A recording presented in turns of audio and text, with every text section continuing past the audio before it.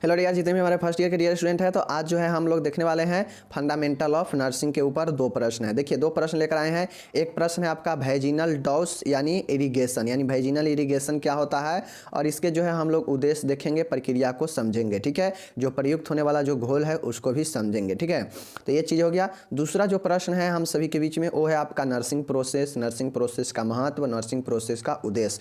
तो दोनों क्वेश्चन, इस क्वेश्चन से ज़्यादा इंपॉर्टेंट सेकेंड वाला क्वेश्चन है जो कि नर्सिंग प्रोसेस है, और नर्सिंग प्रोसेस का इम्पोर्टेंस है, और नर्सिंग प्रोसेस का आपका पर्पज है। ठीक है, तो आप लोग अच्छे से देखिएगा। ठीक है, ये भी क्वेश्चन इंपॉर्टेंट है, बट इसके बाद वाला वेरी इंपॉर्टेंट है। समझ गए?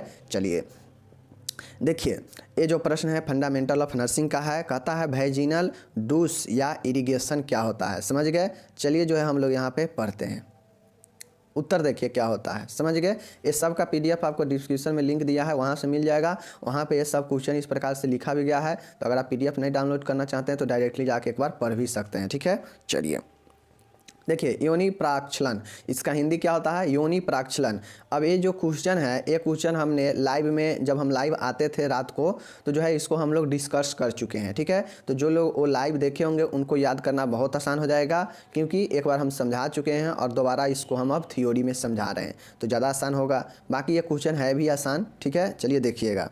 देखिए, वैजिनल डूस या योनि प्राक्षलन या वैजिनल इरिगेशन क्या होता है? इरिगेशन मतलब क्या होता है कि साफ करना। ठीक है ना, चीज़ों को हिला डुला के साफ करना। ठीक है, देखिए डूस शब्द द्रव की धार को शरीर की किसी गुहा में डालकर इसको धोने के लिए प्रयुक्त किया जाता है। अब जो वैजिनल जो डूस लगा है ना, डूस शब्द जो है आपका क्या होता है कि यह जो है किसी भी शरीर के कैविटी में, गुहा में यानी छिद्रों में द्रव को डालकर और इसको धोने के लिए प्रयुक्त किया जाता है। यही होता है डूस। डूस का मतलब होता है कि शरीर के किसी भी भाग जो खोखला हो, जो गुहा टाइप से हो, उसमें द्रव डाल के धोने के लिए प्रयुक्त किया जाता है डूस शब्द को। समझ गए? चलिए, तो ये तो हो गया डूस का मतलब। समझ गए ना, जो कि वैजिनल डूस लगा था वो डूस समझ गए। अब देखिए योनि प्राक्षलन क्या होता है। योनि प्राक्षलन यानी वैजिनल इरिगेशन, कम दबाव पर द्रव से योनि को धोना है। समझ गए? अब देखिए योनि प्राक्षलन का मतलब होता है कि लिक्विड से, द्रव से, घोल से वैजिना को, योनि को धोना होता है। समझ गए? कम दबाव पर, मतलब कम प्रेशर पर वैजिना को धोना ही क्या कहलाता है?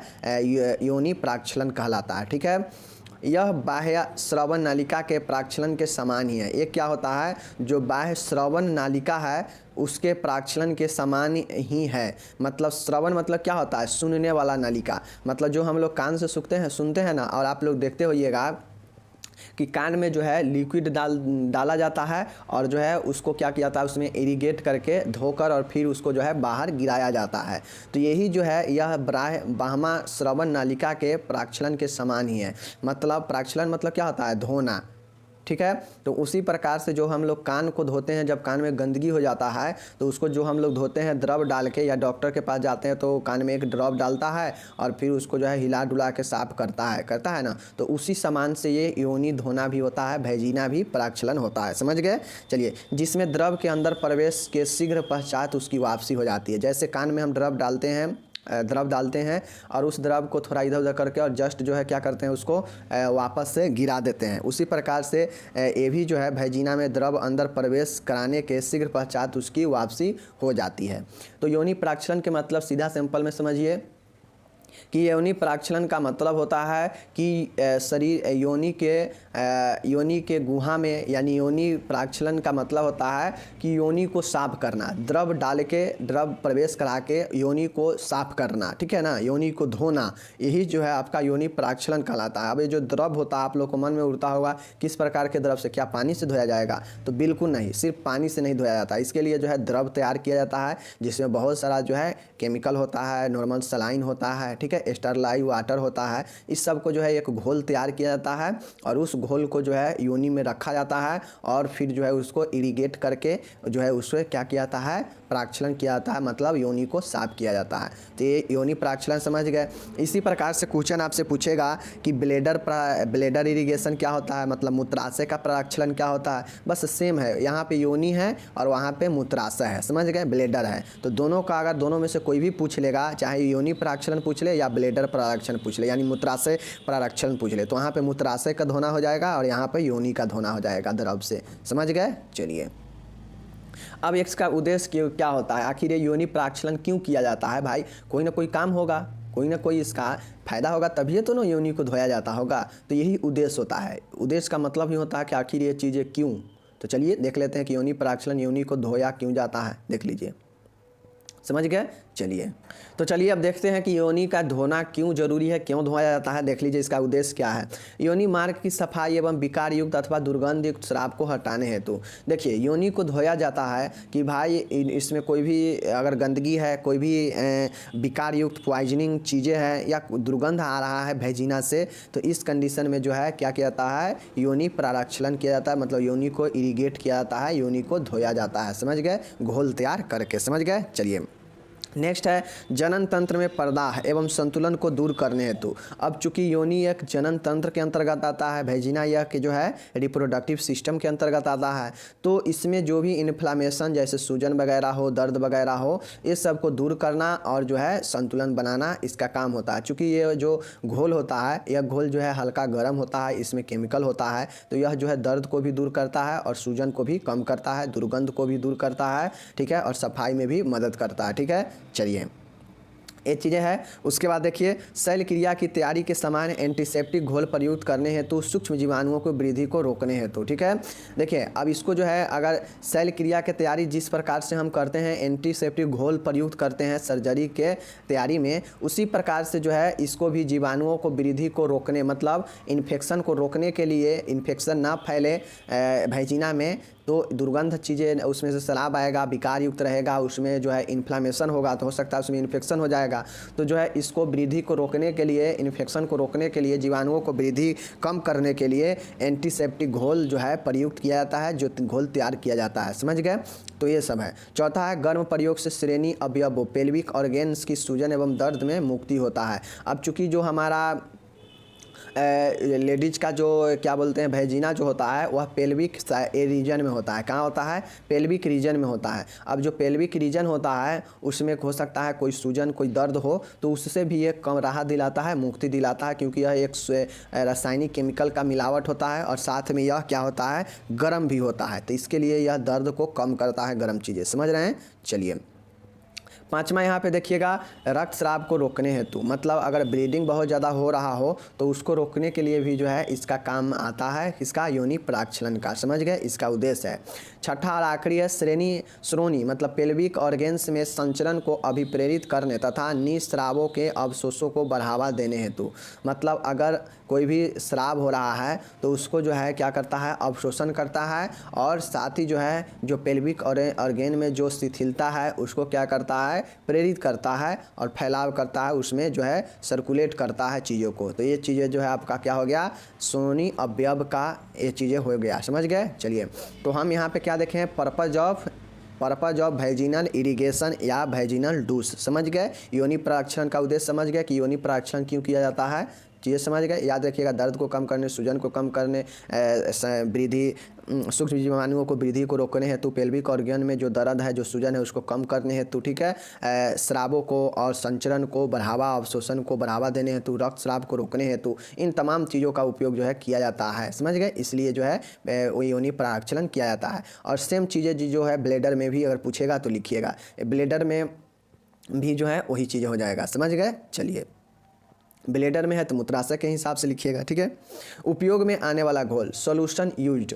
अब यहाँ पे देखिए इंपॉर्टेंट चीज़ें है कि इसमें जो है कौन कौन घोल जो है उपयोग किया जाता है। अब जो घोल तैयार किया जाएगा, जो द्रव तैयार किया जाएगा, वो कौन कौन से चीज़ों का मिलावट होगा, देख लीजिए। पहला है विसंक्रमित जल, स्टरलाइज वाटर, समझ गए क्या होगा, पहला स्टरलाइज वाटर होता है। उसके बाद दूसरा होता है नॉर्मल सलाइन होता है, ठीक है। पहला स्टराइल वाटर होता है, विसंक्रमित जल होता है, उसके बाद नॉर्मल सलाइन होता है, ठीक है। ये दोनों जो है आपका वाटर होता है, समझ गए। चलिए अब ये जो है आपका दूसरा जो है, अब रासायनिक चीज़ें में सोडियम बाइकार्बोनेट 2% होता है, सिरका 1% होता है, ठीक है।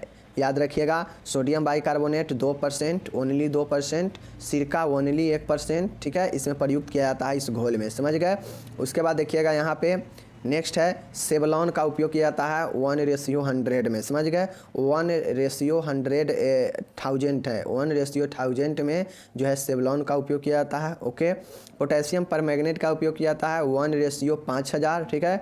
बोरिक एसिड 2% होता है, सोडियम कार्बोनेट भी 2%, सोडियम बाइकार्बोनेट भी 2% था, डेटॉल भी 2% है, बोरिक एसिड भी 2% है, समझ गए। ये चीज़ें याद रखिएगा। उसके बाद आपका है एक्रोफ्लेविन, एक्रोफ्लोविन जो है 1:4000 के अनुपात में है, ठीक है। तो ये जो है ये सारे चीज़ें का उपयोग जो है घोल तैयार करने में किया जाता है और फिर उस घोल को जो है साफ करने में किया जाता है उपयोग, समझ गए। क्या क्या चीज़ें था, आपका बाइकार्बोनेट 2% था, सिरका था आपका 1%, सिरका था 1%, ठीक है। डिटॉल 2% है, समझ गए। उसके बाद आपका है बोरिक एसिड 2% है, बोरिक एसिड 2% है, पोटेशियम परमानेंट पोटेशियम परमैंगनेट 1:5000 है। उसी प्रकार से फ्लोरोक्विन है 1:4000 है, ठीक है। याद रखिएगा ये सब रसायन है उपयोग किया। सेवलॉन 1:1000 है, 1:1000 है, मतलब जो है सेवलॉन ज़्यादा है, पोटेशियम परमैंगनेट कम होता है। ये सब रेशियो है, इस अनुपात में यूज किया जाता है, समझ गए। नॉर्मल सेलाइन है, स्टेरलाइट वाटर है, और ये सब आप याद रखिएगा। ये सब जो है रसायन का उपयोग किया जाता है घोल तैयार करने में। ओके, एक्रोफ्लोविन 1:4000 है। ओके, चलिए अब हम लोग जो है देखते हैं, देख लीजिए इस, ठीक है। डूस के उद्देश्य के अनुसार ही घोल का तापमान रखा जाता है, ठीक है, रखा जाता है। सफाई का उद्देश्य होने पर घोल का तापमान शरीर के तापमान पर ही रखें, ठीक है। परंतु घोल को 105 फ़ारेनहाइट इतना के ताप पर तैयार करें एवं फिर ठंडा होने दें। ऊष्मा प्रदान करने के लिए जितना रोगी सहन कर सके उतना गर्म डूस दिया जाता है। समानतः इसका तापक्रम 110 फ़ारेनहाइट रखा जाता है, ठीक है। देखिए ये जो डूस तैयार किया जाता है ना, तो ये डूस जो होता है ये क्या होता है, इसको एक निश्चित तापक्रम पर गर्म किया जाता है, ठीक है। ये जो होता है सफाई करने के उद्देश्य से शरीर हमारा जितना भी टेम्परेचर सहेगा उस अनुसार से जो है इसको हम टेम्परेचर रखेंगे। अगर बॉडी के टेम्परेचर कितना होता है 105 जो है इतना तक सहने वाला होता है, इसके बाद जो होता है वो हाई हो जाता है, समझ गए। तो ये 105 होता है, 105 ताप पर तैयार करें, फिर धीरे धीरे जो है इसको ठंडा होने दें, ठीक है। ऐसा नहीं है कि 105 पर तैयार कर लेंगे और फिर जाके सीधा जो है भेजीना में डाल देंगे तो गड़बड़े हो जाएगा। तो इसके लिए जो है 105 पर तैयार करेंगे और धीरे धीरे ठंडा होने देंगे, ठीक है। जब ठंडा हो जाएगा धीरे धीरे फिर इसका जो है उपयोग करेंगे। और दूसरी चीज़ें हैं ऊष्मा प्रदान करने के लिए जितना भी रोगी सहन कर पाएगा उतना जो है गर्म डूस दिया जाता है। ओके, सामान्यतः इसका तापक्रम 110 फ़ारेनहाइट रखा जाता है। नॉर्मल जो इसका होता है वो 110 फ़ारेनहाइट रखा जाता है, बट निर्भर करता है कि जो रोगी है वो कितना अपने को सह रहा है हीट इस द्रव का, समझ गए, और उसी अनुसार दिया जाता है। तो ये समझ गए। चलिए उपयोगी सामान भी समझ गए कि इसको एक नॉर्मल टेम्परेचर पर तैयार किया जाता है, कितना टेम्परेचर पर किया जाता है, फिर ठंडा किया जाता है, और नॉर्मल कितना होता है, समझ गए। अब हम इसका प्रोसीड्यूर देखेंगे, प्रक्रिया देखेंगे, इस योनि प्राक्षलन का क्या क्या प्रक्रिया होता है, ठीक है। ओके, चलिए देखिए रोगी को प्रक्रिया पूरी तरह से समझाया जिससे कि वह प्रक्रिया में सहयोग दे। रोगी को बेड के चारों ओर पर्दा लगाए। देखिए सबसे पहले आप एक चीज़ ध्यान रखिएगा, यह एक प्रक्रिया है, प्रक्रिया हम लोग अब पढ़ने चल रहे हैं, ठीक है। 14-15 पॉइंट है प्रक्रिया में, तो प्रक्रिया को आप लोग कोशिश कीजिएगा कि सीरियली याद रखें, क्योंकि हर एक प्रोसेस के बाद हर एक चीज़ें आपका बढ़ते जाएगा आगे की तरफ,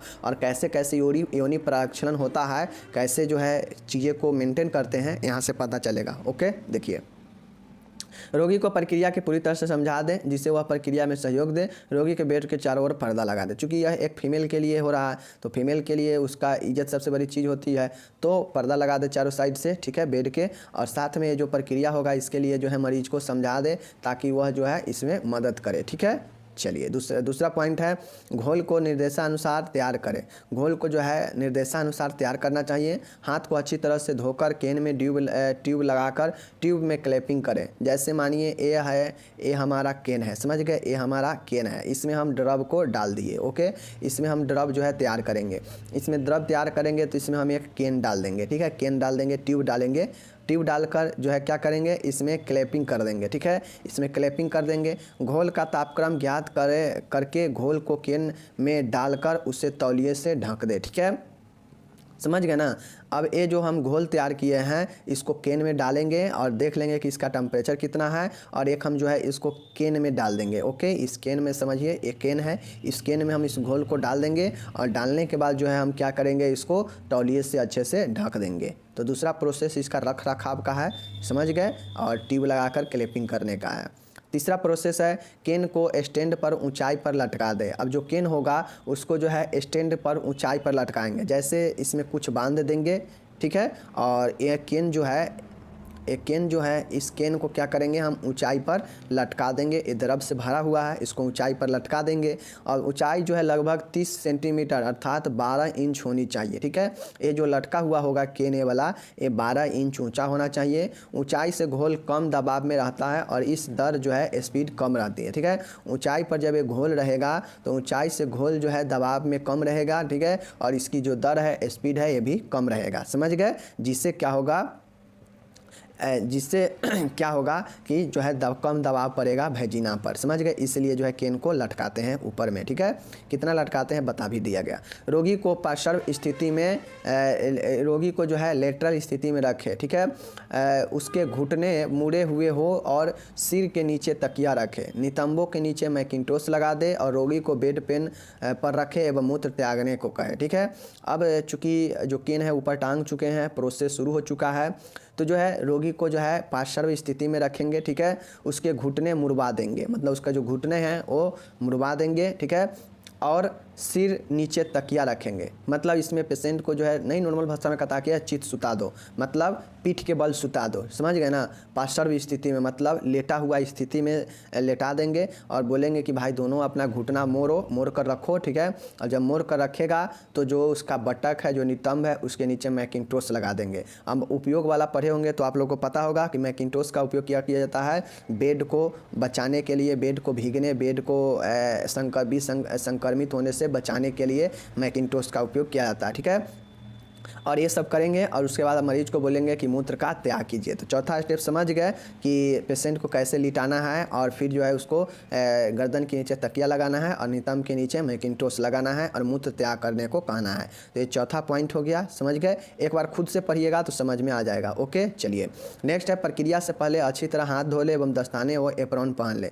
अब ये योनि प्रक्षालन करने से जो है पहले अच्छे से हाथ धो ले, ठीक है, और जो है दस्ताने और एप्रॉन पहन ले। ओके, चलिए नेक्स्ट देखिए, तौलियों को केन से हटाकर उसकी ट्यूब को ड्यूस नोजल की ट्यूब से जोड़ दे, ठीक है। अब जो केन में हम लोग तौलिए से ढके हैं, जो तौलिए से जिस केन को हम लोग ढके हैं, तौलिया को हटाकर उसकी ट्यूब को, ठीक है ना, उसकी ट्यूब को ड्यूस नोजल की ट्यूब से जोड़ दे। मतलब जो ट्यूब हम लोग रखे हैं उस ट्यूब में जो हम लोग लगाए हैं उस ट्यूब का जो नोजल क्लिप है उसको जो है इस केन वाले ट्यूब से जोड़ देंगे। ओके, इस ट्यूब वाले जो है उसको से और ये नोजल वाले ट्यूब को जोड़ देंगे। ओके, ताकि जो है उससे फ्लो होने लगेगा, समझ गए।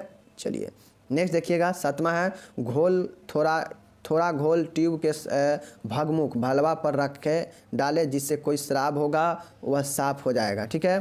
देखिए थोड़ा घोल जो है ट्यूब के भगमुख मतलब आगे के भाग पर रखे, जिससे अगर कोई स्राव होगा तो वह क्या होगा पता चल जाएगा। अगर कोई स्राव होगा तो जो है क्या होता है उसमें से बुलबुला टाइप के निकलने लगेगा, कोई स्राव होगा तो, ठीक है। तो ये साफ हो जाएगा। फिर सावधानी पूर्वक लेबिया को अंगुली और अंगूठे से फैलाकर धीरे से नोजल को योनि मार्ग से 5 से 8 सेंटीमीटर नीचे करते हुए अंदर डालें, ठीक है। लेबिया किसको बोलते हैं, तो योनि में, योनि का जो ऊपरी वाला भाग होता है, जो बंद भाग होता है, लेबिया होता है। तो इसको जो है अंगुली और अंगूठे से फैलाकर नोजल जो है ट्यूब वाला इसको योनि मार्ग में डाल देंगे 5 से 8 सेंटीमीटर और ऊपर नीचे करते हुए अंदर डालेंगे, समझ गए। तो ये सारा प्रोसेस में जो है आपका इस प्रकार से होता है। चलिए ठीक है, नीचे चलते हैं। अब घोल को योनि में जाने दे, जितनी मात्रा में घोल उपयोग में लाना है उसकी मात्रा और अंदर से वापस आए घोल की मात्रा को ज्ञात करें। अब जो भी योनि में घोल जा रहा है जाने दे, ठीक है।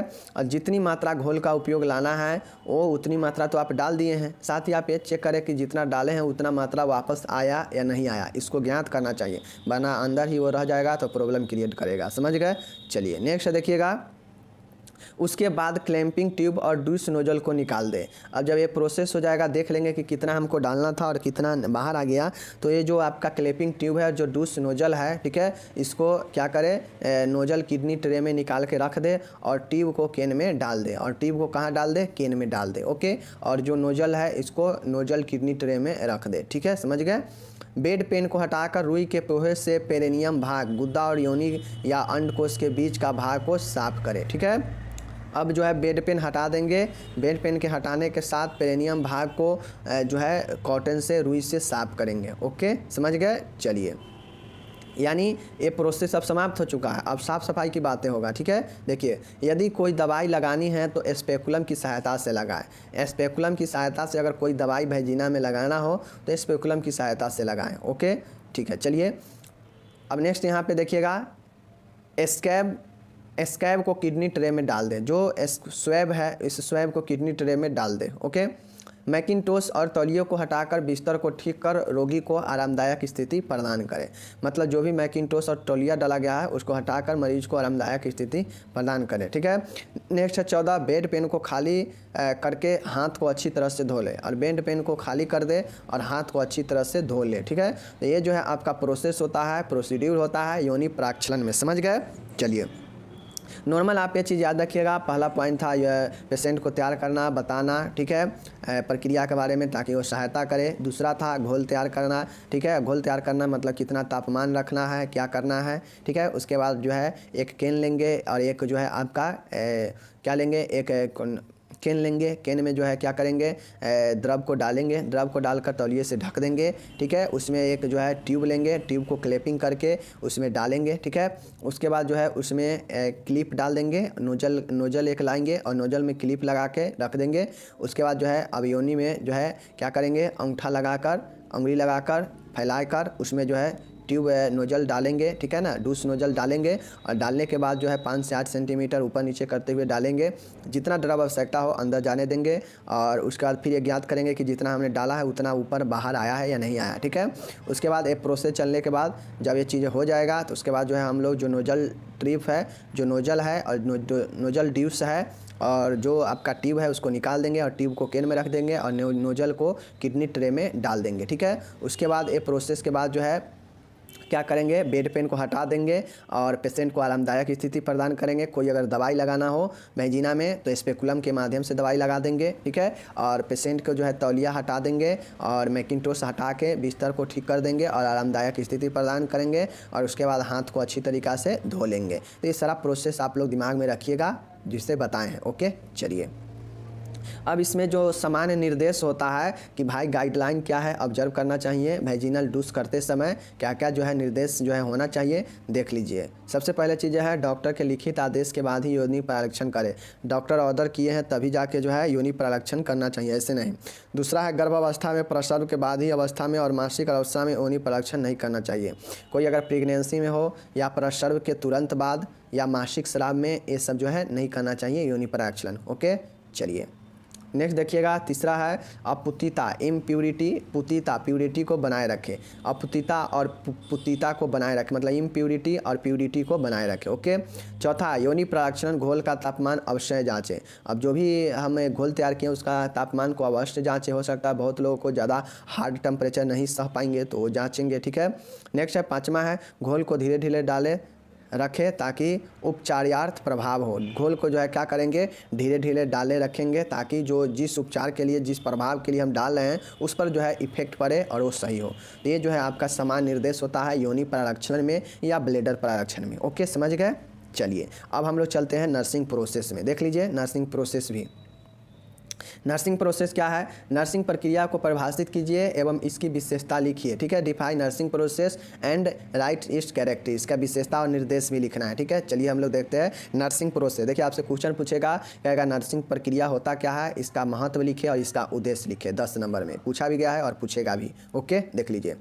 नर्सिंग प्रक्रिया एक क्रमबद्ध प्रक्रिया है। देखिए नर्सिंग जो प्रक्रिया है यह एक जो है क्रमबद्ध है, मतलब सीरियल प्रक्रिया है। ठीक है, जिसके अंतर्गत रोगी के स्वास्थ्य का मूल्यांकन करना, रोग रोग की सेवा का योजना बनाना, उसके बाद सेवा को रोगी पर लागू करना, उसके प्रभाव का मूल्यांकन करना शामिल है। ठीक है, देखिए नर्सिंग प्रक्रिया, ये प्रक्रिया क्या होता है, प्रक्रिया जो है प्रोसेस क्या होता है, तो प्रोसेस अपने आप में यह एक क्रमबद्ध होता है कि प्रोसेस दर प्रोसेस चीज़ें आगे बढ़ता है, वही जो है प्रक्रिया होता है। ठीक है, तो यह भी जो है नर्सिंग प्रक्रिया भी एक क्रमबद्ध प्रक्रिया है, यह एक सीरियली प्रोसेस है जिसके अंतर्गत रोगी को जो है क्या किया जाता है, स्वास्थ्य का मूल्यांकन किया जाता है। ठीक है, उसका योजना तैयार किया जाता है, उसका जो है सेवा लागू कैसे करना है इस पर चर्चा किया जाता है, उसके प्रभावों का मूल्यांकन किया जाता है कि जो योजना तैयार करके जो लागू किए हैं इसका प्रभाव क्या है, इसी योजना का मूल्यांकन किया जाता है। ठीक है, और यही जो है नर्सिंग प्रक्रिया होता है। समझ गए क्या होता है, नर्सिंग प्रक्रिया एक क्रमबद्ध प्रक्रिया है जिसके अंतर्गत रोगी के स्वास्थ्य का मूल्यांकन,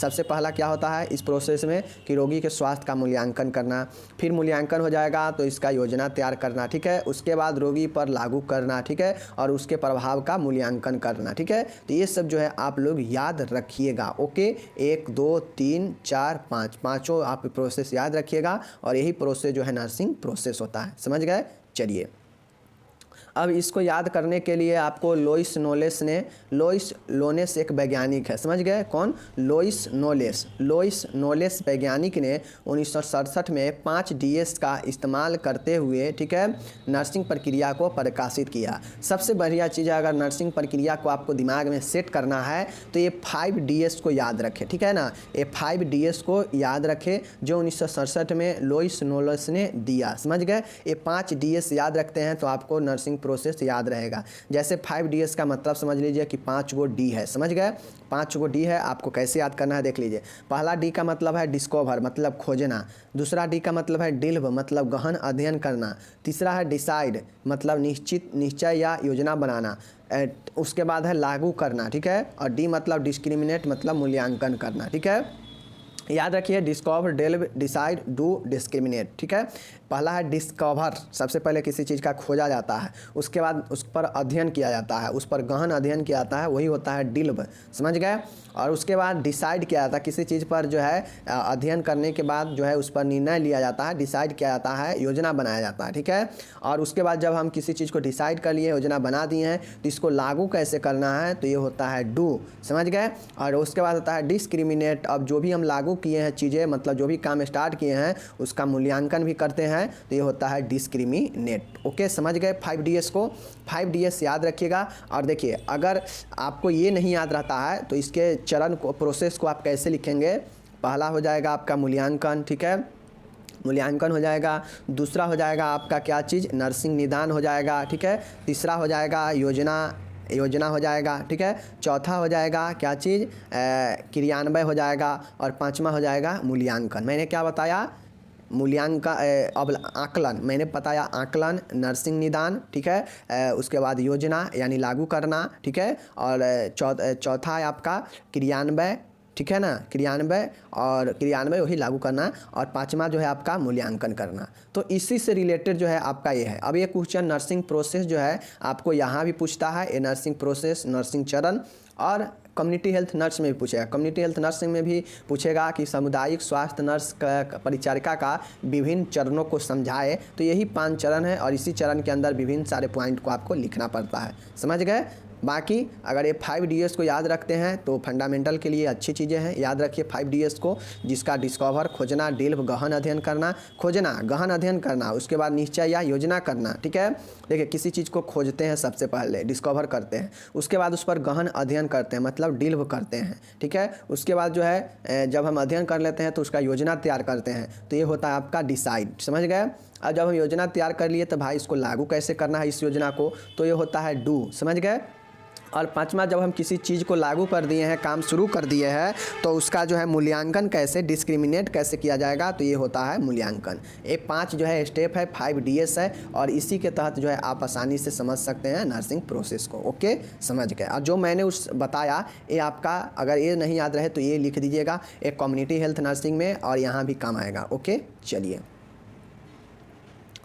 अब यहाँ पे देखिएगा नर्सिंग प्रक्रिया की विशेषता क्या है, कैरेक्टरिस्ट ऑफ नर्सिंग प्रक्रिया। ठीक है, देख लीजिए नर्सिंग प्रक्रिया के निम्नलिखित विशेषता है। अब ये जो हम लोग ऊपर 5DS देखे हैं ना, या जो भी प्रक्रिया है इसका 5 प्रक्रिया, इसका क्या क्या जो है विशेषता होता है, देख लीजिए क्या होता है। देखिए नर्सिंग प्रक्रिया एक योजनाबद्ध प्रक्रिया है। ये तो सबसे पहला चीज़ है कि यह एक सीरियली प्रोसेस है।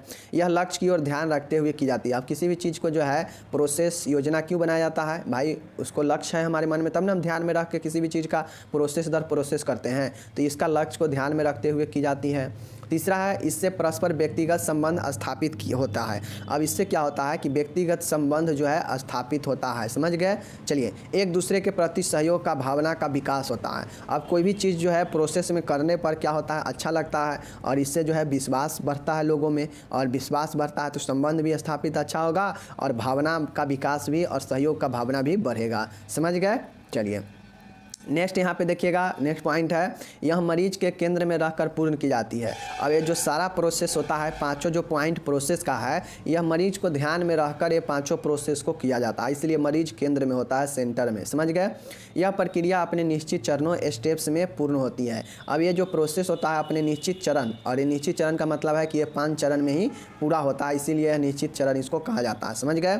यह प्रक्रिया चक्रीय साइकिल के रूप में संचालित रहती है। अब ये जो प्रक्रिया है यह साइक्लिक मतलब चक्रीय के रूप में संचालित होता है। मानिए कोई अपनी रिजल्ट पर पहुंचा, रिजल्ट मिला और उसका जो है मूल्यांकन किया, मूल्यांकन में पता चला कि ये चीज़ें अभी जो मरीज को जो हमें ट्रीटमेंट दे रहे हैं, जो योजना बनाकर सारा चीज़ दे रहे हैं, ये अभी पूर्ण तरीक़ा से कंप्लीट नहीं हुआ है, तो ये फिर से जो है शुरू होता है, फिर से फर्स्ट प्रोसेस से शुरू होता है, समझ गए। इसीलिए इसको जो है क्या कहते हैं, साइक्लिक कहते हैं। यहाँ से आएगा, यहाँ आएगा, फिर यहाँ से यहाँ जाएगा, फिर यहाँ से यहाँ आएगा, इसीलिए इसको जो है साइक्लिक जो है चक्रीय कहा जाता है, समझ गए।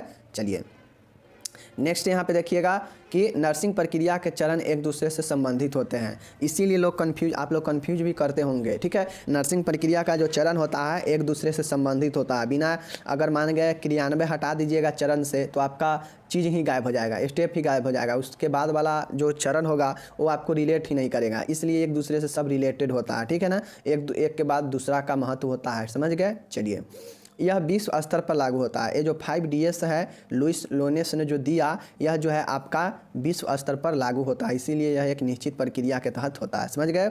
यह गतिशील प्रक्रिया है, डायनेमिक प्रोसेस होती है। तो ये तो कैरेक्टरिस्टिक विशेषता आप लोग नर्सिंग प्रोसेस का देख चुके हैं, बहुत आसान है, क्या क्या था आप लोग देख चुके हैं कि यह गतिशील होता है, विश्व स्तर पर लागू होता है, यह प्रक्रिया निश्चित होता है, यह चरण एक दूसरे से संबंधित होता है, ठीक है।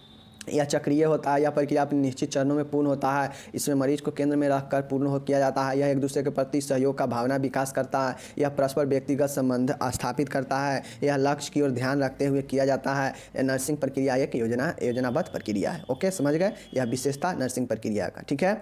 चलिए अब हम लोग देखते हैं नर्सिंग प्रक्रिया का भाई उद्देश्य, कि ये जो नर्सिंग प्रक्रिया है इसका उद्देश्य और महत्व देखेंगे और जानेंगे कि भाई मेरे ये जो है आखिर क्यों होता है, ये नर्सिंग जो प्रक्रिया है उद्देश्य और महत्व जो है आखिर ये है क्यों, इसका नर्सिंग प्रक्रिया का क्या महत्व है, क्या उद्देश्य है इसका। चलिए निम्नलिखित है, देख लेते हैं इसका उद्देश्य को। देखिए नर्सिंग प्रक्रिया के निम्नलिखित उद्देश्य हैं, देखिए क्या क्या उद्देश्य है। अब जो जिसको 5 पॉइंट याद होगा ना वो उद्देश्य आराम से लिख लेगा। कैसे, देखिए मरीज के स्वास्थ्य स्तर के मूल्यांकन करने हैं, तो मूल्यांकन क्या है, मूल्यांकन सबसे लास्ट प्रोसेस है, इसमें स्वास्थ्य का आकलन किया जाता है कि मरीज जो है कितना अच्छा सा इसका जो है सुधार हुआ है या नहीं हुआ है, ओके। मरीज की आवश्यकताओं को पूर्ति करने हैं, तो मरीज को जो भी चीज़ की जरूरी हो, आवश्यकता हो, ये नर्सिंग प्रोसेस जो है उसको पूरा करता है और ये इसका उद्देश्य होता है, ठीक है। चलिए नेक्स्ट आपका देखिएगा कि मरीज को रोग की रोकथाम के लिए, मरीज जो है उसके रोगों की रोकथाम के लिए प्रोसेस अपनाया जाता है, ठीक है। मरीज के स्वास्थ्य की पुनर्स्थापना करने हेतु, मतलब देखिए नॉर्मली इस प्रोसेस का यही उद्देश्य होता है कि मरीज को कैसे से कैसे बेटर किया जाए, कैसे स्वास्थ्य को जो है एक क्रमबद्ध तरीके से चलाया जाए, मरीज को ठीक किया जाए, उसके स्वास्थ्य का आकलन किया जाए, मूल्यांकन किया जाए, उसके ज़रूरतों को पूरा किया जाए, यही इसका जो है उद्देश्य होता है। इसीलिए इस प्रोसेस को किया जाता है, समस्या को पता लगाने के लिए, हल देने के लिए, योजना बनाने के लिए। तो ये सारे उद्देश्य को आप खुद से भी लिख सकते हैं, समझ गए। मरीज की संभावित एवं वास्तविक स्वास्थ्य समस्याओं का पता लगाने हैं, तो वही चीज़ें हैं। पुनर्स्थापना करने हैं, तो मतलब फिर से सही जो है स्वास्थ्य को दिलाने हैं, तो ठीक है ये होता है। उसके बाद है शीघ्र स्वास्थ्य लाभ को प्रोत्साहित करने हेतु, शीघ्र जो है स्वास्थ्य लाभ मिले इसको प्रोत्साहित करने हेतु, मरीज का स्वास्थ्य जो है स्थिर रखने में मदद, मरीज का जो है स्वास्थ्य बढ़िया रहे इसके लिए मदद किया जाता है, ठीक है। उसके बाद जो है मरीज के क्या है, मरीज के असाध्य स्थिति में शांतिपूर्ण मृत्यु के लिए सहारा प्रदान करना। देखिए नर्सिंग प्रोसेस के अंतर्गत हर एक चीज़ के जो मरीज के लिए किया जा सके वो प्रोसेस के अंतर्गत आप लोग लिख सकते हैं। समस्या से लेके आवश्यकता से लेके स्वास्थ्य तक हर एक पॉइंट को जो है आप इसमें इस उद्देश्य में लिख सकते हैं। जो नर्स जो है इस प्रोसेस के अंतर्गत मरीज के लिए हर चीज़ कर सकती है, समझ गए, उस सारे चीज़ को यहाँ पे लिख सकते हैं। ओके, यही आपका जो है आपका हो जाता है उद्देश्य, मतलब नर्सिंग प्रोसेस क्यों है यही हो जाता है, समझ गए। चलिए अब इसका जो है हम लोग महत्व देख लेते हैं, नर्सिंग उद्देश्य का क्या इंपॉर्टेंस है। तो इसका निम्नलिखित महत्व है, देख लीजिए यहाँ पे, ठीक है। देखिए मरीज की देखभाल में निरंतरता बनी रहे। जो मरीज है इसका महत्व होता है नर्सिंग प्रोसेस का कि जो मरीज का देखभाल हुआ जाए। देखिए जो नर्सिंग प्रक्रिया का जो महत्व है, ये महत्व होता है कि नर्सिंग देखभाल में निरंतरता कंटिन्यूअस बनी रहे, ठीक है। इसके लिए प्रोसेस तैयार किया जाता है, समझ गए। यह गुणवत्तापूर्ण चिकित्सा सेवा में सहायता करता है। अगर इस प्रोसेस के अंतर्गत अगर कोई काम किया जाता है देखभाल का मरीजों का, तो बिल्कुल प्रोसेस में चलता है, उसमें कोई जो है हेर फेर गलत नहीं होता है, तो इसलिए जो है इसका क्वालिटी अच्छा होता है, समझ गए। चलिए यह सुनिश्चित चिकित्सा सेवा प्रदान करती है और इसमें जो है लक्ष्य तैयार किया जाता है कि इस लक्ष्य के लिए हमको काम करना है मरीज के लिए, तो जो है वो जो है सुनिश्चित होता है और ये सुनिश्चित सेवा प्रदान करता है, समझ गए। यह प्रगतिशील होती है, यह जो है स्टेप बाय स्टेप जो है प्रगति दिखाता है, इसलिए प्रगतिशील होता है, समझ गए। चलिए नेक्स्ट होता है अच्छे परिणाम मिलने पर नर्सों को संतोष और प्रोत्साहन मिलता है। अब ये नर्सिंग प्रोसेस के तहत जो है नर्स अपना काम करती है और उसको अच्छा रिजल्ट मिलता है, तो जो है उसका क्या होता है, संतोष और प्रोत्साहन मिलता है, समझ गए। चलिए नेक्स्ट देखिए यहाँ पे, नेक्स्ट क्या है कि मरीज एवं नर्स के बीच प्रभावी संप्रेषण स्थापित करने में मदद करता है। अब ये जो 5 स्टेप में प्रोसेस होता है, इसके अंतर्गत नर्स और मरीज के बीच में जो है क्या होता है, एक अच्छा जो है कम्युनिकेशन स्थापित होने में मदद करता है, समझ गए। 7वां है इससे मरीज के लिए योजनाबद्ध देखभाल प्रदान करने में सहायता मिलती है। देखिए महत्व में आप उन सारे चीज़ों को लिख सकते हैं कि ये जो चीज़ है ये इसका क्या जो है इम्पोर्टेंस है, आखिर ये जो चीज़ है नर्सिंग प्रोसेस, इसमें क्या क्या चीज़ ऐसा होगा जो इम्पोर्टेंट है, जो सबसे महत्वपूर्ण है। तो इस चीज़ को लिखेंगे कि नर्स मरीज के बीच संप्रेषण स्थापित होता है, इसमें मरीज योजनाबद्ध देखभाल प्रदान करने में सहायता होता है, इससे नर्स को प्रोफेशनल में विकास होता है, वह स्टेप बाय स्टेप काम करती है, तो समझ गए। उसके बाद इसके द्वारा पूरी स्वास्थ्य टीम को आत्मसंतुष्टि प्राप्त होती है, अच्छा रिजल्ट मिलता है, तो इससे रोगी को स्वास्थ्य स्तर में भी उन्नति और वृद्धि होता है। अब देखिए कोई जो है आपको 100 भोजन दे दे खाने, जो है कोई आपको 100 चीज़ें दे दे गिनने के लिए, ठीक है, और कोई आपको कहे कि ये 100 चीज़ों को जो है 5 भागों में बांट दो और 5 भागों में जो है अलग अलग करके आप इसको जो है सेटल कर दो, तो जो है आपको आसान कौन लगेगा, ज़्यादा आसान लगेगा ये 5 वाला कि 5 कैटेगरी में विभाजित कर दिया है, और ऐसे अगर सीधा 100 दे दिया जाए तो आपको कठिन लगेगा। तो यही चीज़ें होता है, यह आसान करता है, यह संतुष्टि दिलाता है, यह प्रोफेशनल में विकास करता है, ठीक है। ये मरीज और मरीज की योजनाबद्ध देखभाल में मदद करता है। यह नर्स मरीज के बीच जो है क्या करता है, एक अच्छा जो है कम्युनिकेशन स्थापित करता है। यह अच्छे परिणाम मिलने पर नर्सों को प्रोत्साहन मिलता है, संतोष मिलता है। यह प्रगतिशील होता है, यह सुनिश्चित चिकित्सा प्रदान करता है, इसमें गुणवत्ता चिकित्सा में सहायता करता है, यह मरीजों के देखभाल में निरंतरता बनी रहती है। तो ये सब जो है आपका नर्सिंग प्रोसेस के इम्पोर्टेंस होता है।